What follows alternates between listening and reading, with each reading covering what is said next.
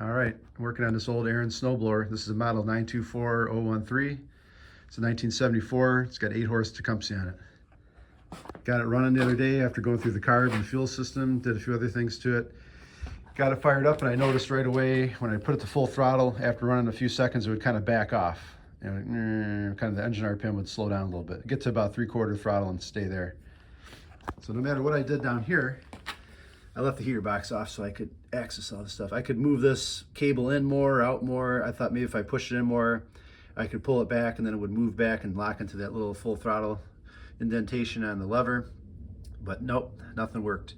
So no matter where I put this, it didn't matter. It just pulled it back all the time. So I looked up here at the lever, and the lever basically had no resistance up here. It was real easy to move. And you could move it side to side. It was just worn out. This thing's 52 years old, you know. So when I talked to a few guys online, they gave me some ideas. Maybe you know, taking this thing off and then smacking it with a hammer, the rivet, to kind of bend this down. A couple guys said you could, you know, drill it out, put a nut and washer on there, this different stuff. But after I looked at it, you could see like it's on like it's like a riveted post or something. I think there's a rivet over here. You can't really see it too good here, but it sits on this, and the lever slides onto that, and it pivots on this post, and there's like a little piece there that sticks out, and then there's like a curved washer that must be meant to have some tension on it from pushing against this piece here against the actual lever. Well, after 52 years of moving, it probably, you know, said, hey, I'm done now, you know? So it kind of gave out. So it really wasn't doing its job anymore.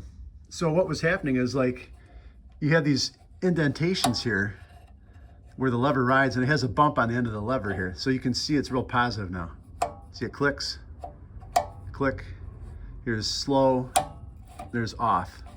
Slow, there's full throttle right there.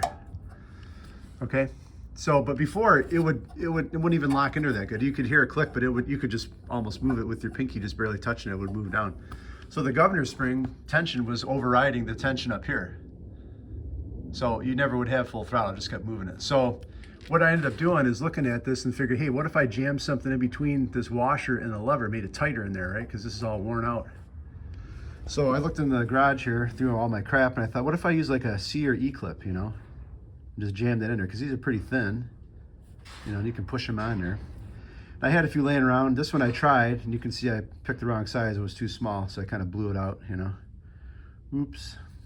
But I had another one that was bigger, so I got some needle nose pliers. I bent this washer back a little bit so I could get it started, and I just kind of pushed it on there with some pliers I had, and then got it on all the way. And now it's got nice tension in here. So now you've got your curved washer, which was there originally, plus this E-clip, all pushing against this lever to push it against these indentations here. So now it has a positive stop, you know, or lock each way, you know, full throttle, slow, whatever.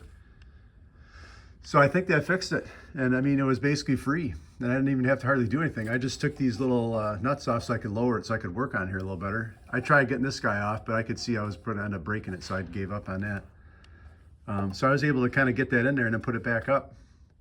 And it seems like it works now, because now you can see it's nice, and you can hear it, nice positive stop. Yeah. So I have yet to start it and check it out with it running. I got to do that later, but I'm kind of just doing this on a lunch break here at home. So yeah, I mean, if you got a problem with your throttle lever backing off because it's all old and worn out or something, if you have this particular style, a lot of them have like a bolt and a nut, but these older ones just have like a rivet and stuff.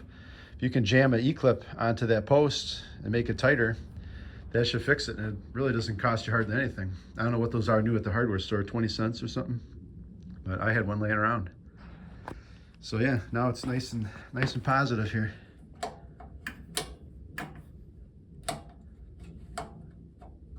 I mean, it's probably not supposed to be as tight as that, but I don't care. I want it to not move, you know.